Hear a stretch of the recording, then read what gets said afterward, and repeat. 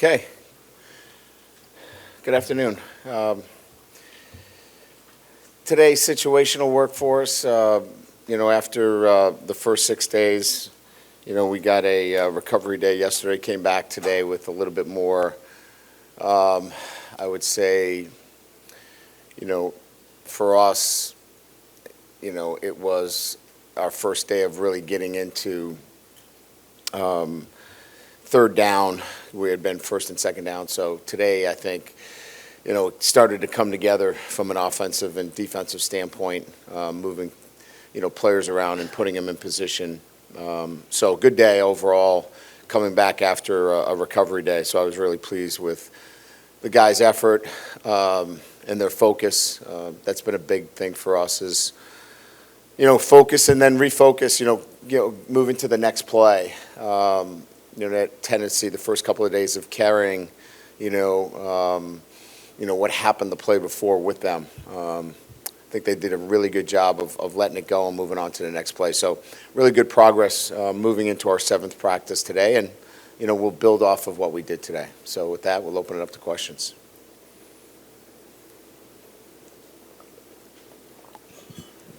Brian, what's Garrett Nussmeier's status right now, and how does that affect the reps the way y'all divvy that up, the quarterback reps? He just had a grade 1 ankle, so just limited today, but he'll be back probably taking 7-on-7 reps either tomorrow or Saturday. So very, very little. He's done a really nice job. So he just came down. Very similar to when, a basketball player comes down on somebody else's foot. Very similar situation. He's recovered quite nicely. So just a minor ankle situation for him. Coach, right up the middle. Give me your thoughts on your secondary. How comfortable are you with the depth and their progress?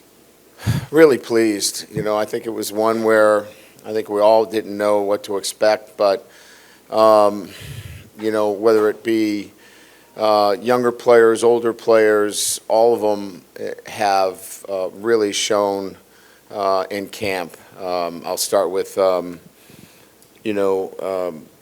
Cody Dickerson, coming in and, really showing himself from McNeese State as somebody that can compete for us right away. And then Jayden Davis-Robinson, a true freshman who's out there competing at a high level. And then, Seven Banks is now, cleared for 7-on-7, and we see what his ability is. We didn't have Jarek, Bernard Converse in the spring. Now he's out there.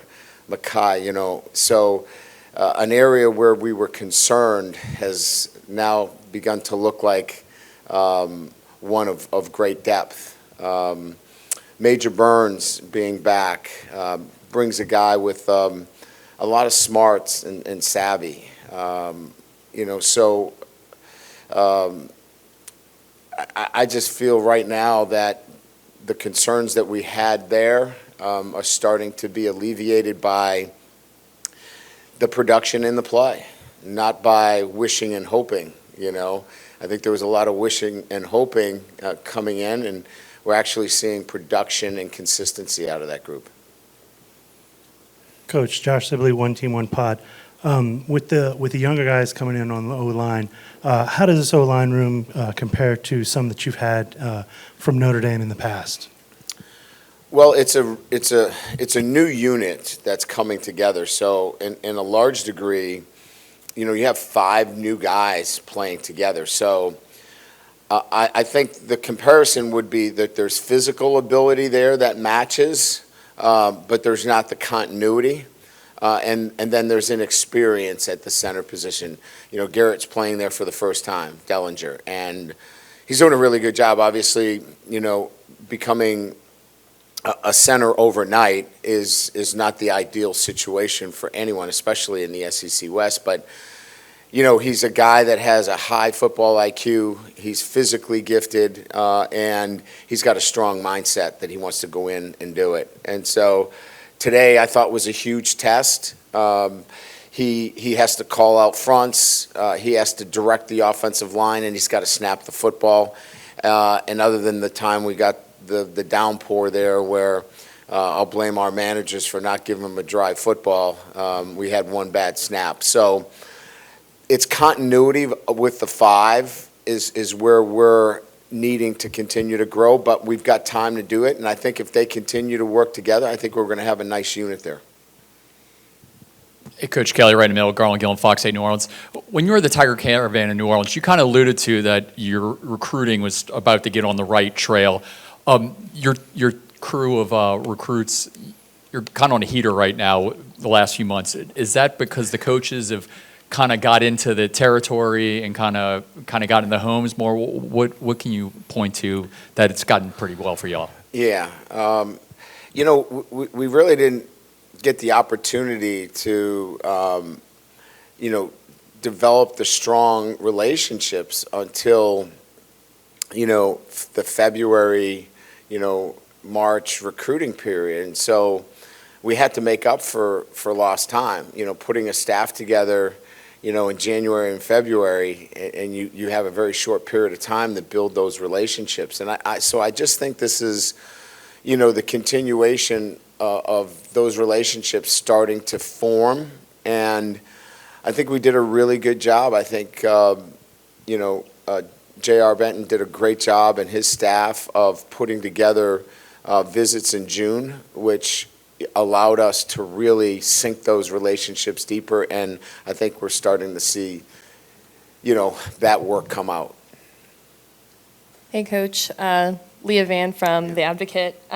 Your linebacker group seemed pretty consistent throughout the entire practice with Greg Penn, Wes Weeks, and Mike Jones. How do you feel about that group right now, and is that kind of the combination that you're seeing as, like, the first team? Yeah, I think those are three, but we like what obviously Harold Perkins can bring to that group. We've seen some, obviously Weeks is part of that.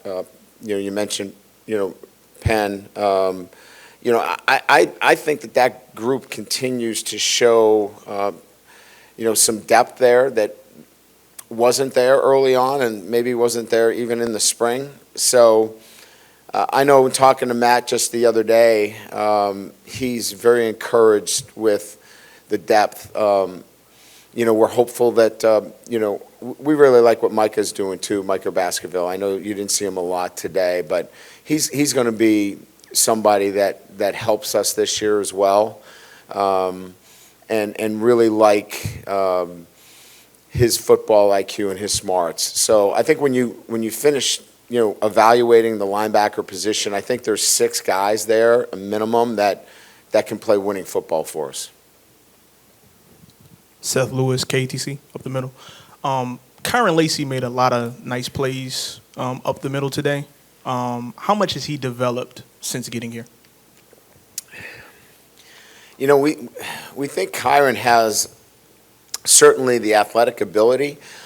I think for Kyron, it's, at times, confidence is a choice, and he's got to choose that every day.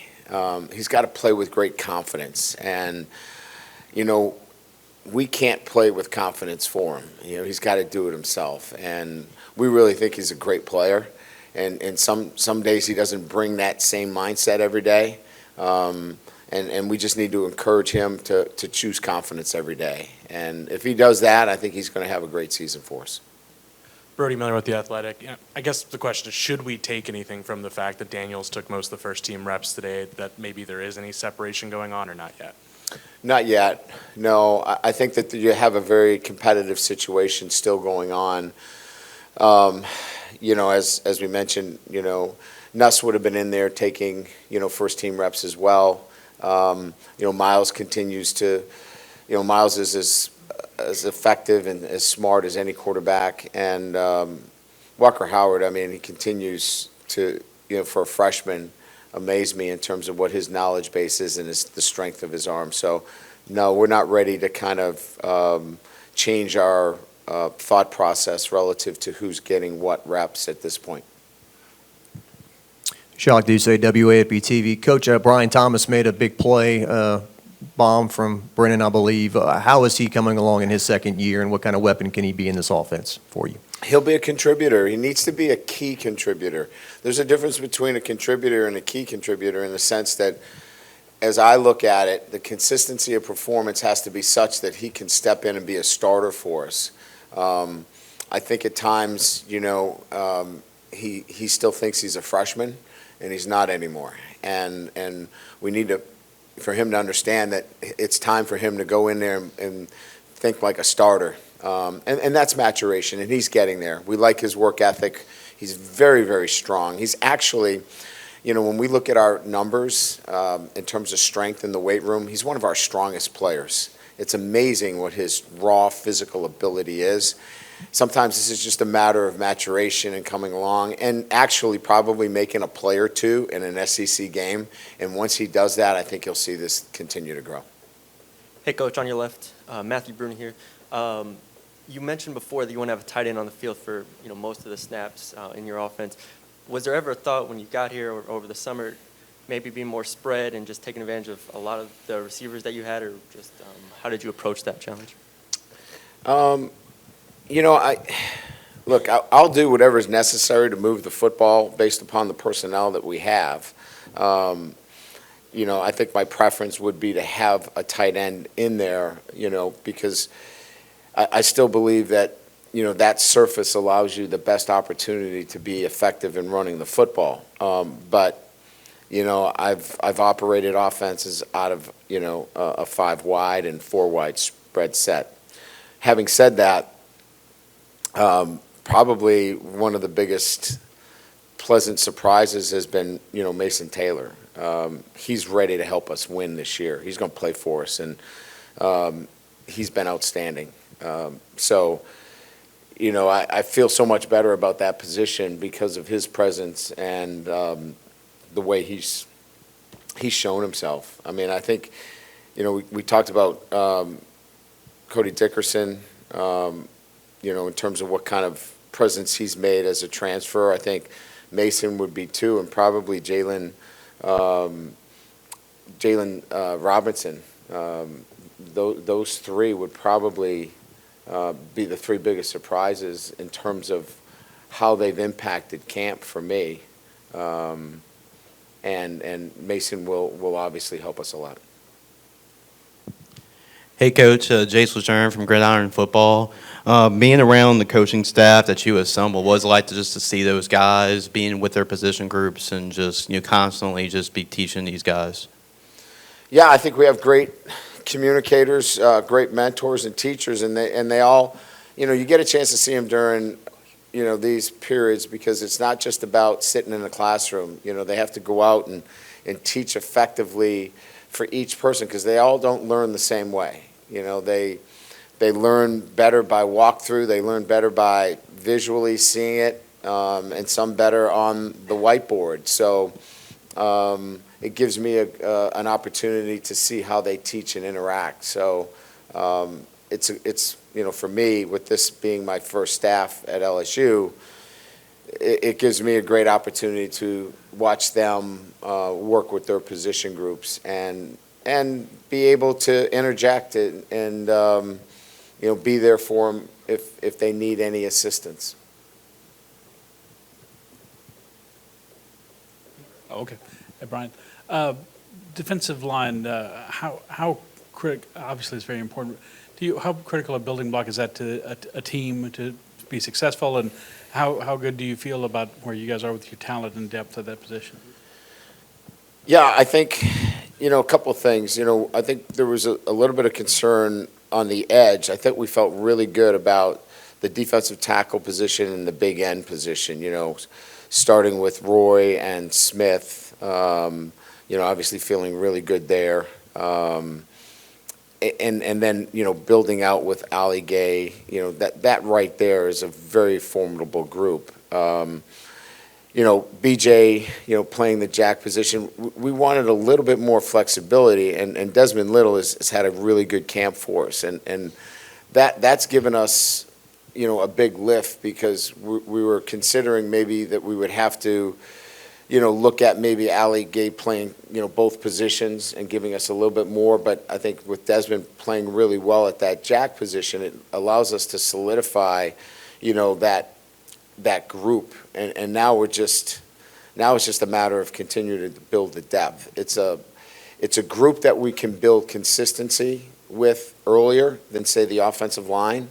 And I think we all know that in this league, the ability to control the line of scrimmage is going to be paramount to our success. And so, obviously, we're a little bit ahead on the defensive line, but we're making some progress on the offensive line.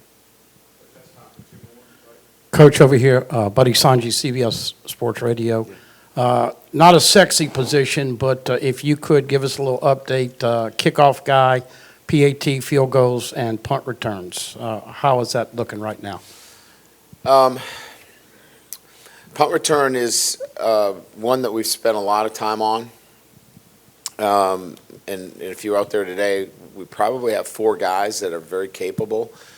We're actually trying to work on some of the nuances in terms of tracking ball position to really begin to separate, because we have 4 guys that we feel that have been really good, and we're trying to pull out and separate, who those guys are going to be. So I would say the punt return situation right now, you're looking at Sage Ryan has been really good. Malik Neighbors has been really good. I think, those 2 guys, but we've got Seven Banks has been back there. The freshman from St. Aug's, David Nichols has been outstanding back there. My SID can't even bail me out here. He just ducked his head. He's like, oh, I'm going to make him carry a roster from now on. But he's been really good. So we're at that point where we're trying to separate. We've run kickoff coverage one time. Tomorrow we go and we'll start to kind of solidify that position in terms of kickoff return. And we'll have 2. One that can field the ball and fair catch, because that's a new dimension in it, and one that will hit it and go, right? Because even the blocking schemes are a little bit different because you can't wedge anymore. So we'll have 2 guys back there. We'll start to kind of build on that tomorrow. The punting situation, I think Jay Bramlett's kind of put himself in a really good position as to being the starting punter, but we'll continue to see that. And then field goal extra point is still a very competitive situation. We think that that's wide open on this day, day 7. Coach Ed Daniels from New Orleans. Coach, in the past here, those openers have been, against good teams, have been real barometers as far as how the season turns out. Do you think that those are critical as you try to sell your program, not only to everyone, that you put your best foot forward in something like that, or do you think that's a little overstated? I always think that the opener is a little bit overstated in terms of what your team looks like moving forward. They're all important, right? Winning a championship requires you to win those games, right? But I think it's how you play, in the opener that's more important. It's how you play, and you want to win the game. There's no doubt about it. That's absolutely crucial. But I think it's how you play the game that's most important. And that, to me, has always been the barometer for what your team will look like as you move through the season. I think I get a better sense in that opener about how you play the game as to how you finish the season than what maybe the scoreboard looks like at the end of the day. Great. Oh, yeah, we've got 3 graduates that I wanted to give credit to. working through this transition that we've had. It has not been an easy year in many, many respects, but we've got Ali Gay that's graduating tomorrow, Dre Jenkins, and then Nick Storrs who's gone through a very difficult, injury situation, and he's going to be getting his master's. So I'd just like to point out those three guys that have achieved some success academically. So appreciate that. Thanks. Appreciate it.